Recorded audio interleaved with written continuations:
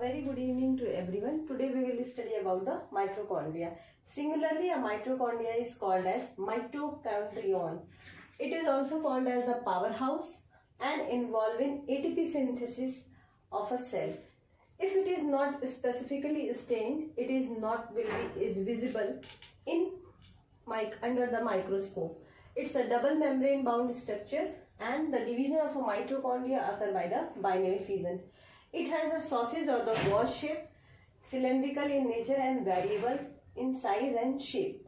The diameter of a mitochondrion is variable from 0.2 to 1 micrometer and the length varies from 1 to 4.1 micrometer. A mitochondrion is a double membrane structure and it has an outer mitochondrial membrane, the inner mitochondrial space, then an inner mitochondrial membrane and a luminal space that is having the matrix. The structure of a mitochondria has four parts: OMM, IMS, IMM and then matrix. This matrix is having the single circular DNA, few RNA molecules including transfer RNA, ribosome of 70S type that has a subunit of 30S and 50S, where the S is the Svedberg unit or the sedimentation coefficient. It also has protein synthesizing component for the synthesis of protein inside it. The inheritance of a mitochondria is always from the maternal origin. It's transferred by the mother of a fetus.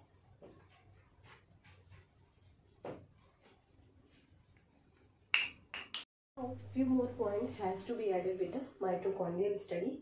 Mitochondria is a semi-autonomous body and it can synthesize or generate energy, and it's an energy transforming organelle. The term mitochondria was given by scientist C. Benda. It's also a site of aerobic respiration in the organism.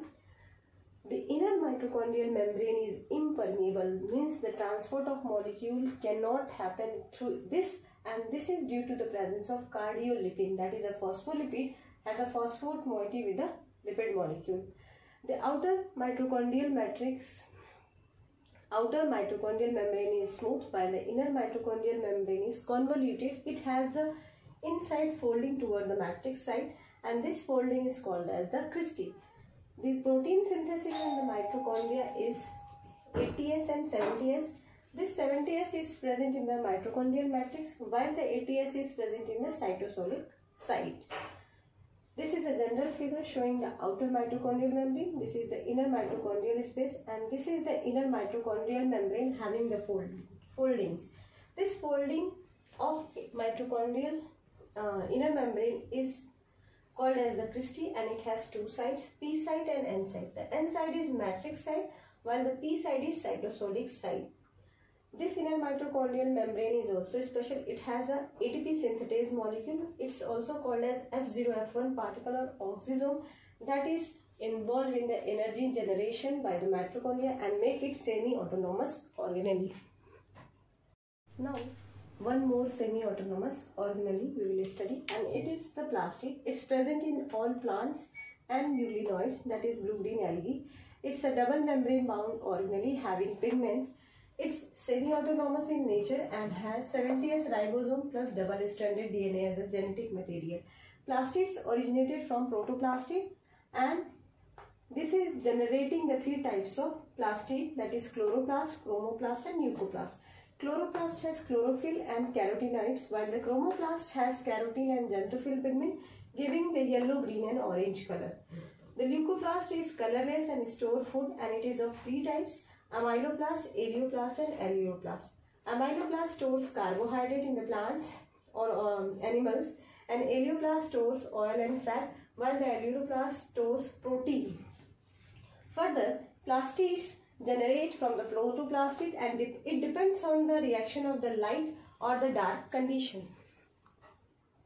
Plastids differentiate from small undifferentiated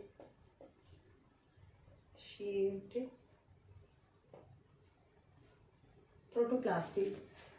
In light condition, this protoplastid forms chloroplast having the chlorophyll pigment in the plant, while in the dark condition it synthesizes or forms ateoplast. But when light is again present, then this ateoplast get converted into chloroplast.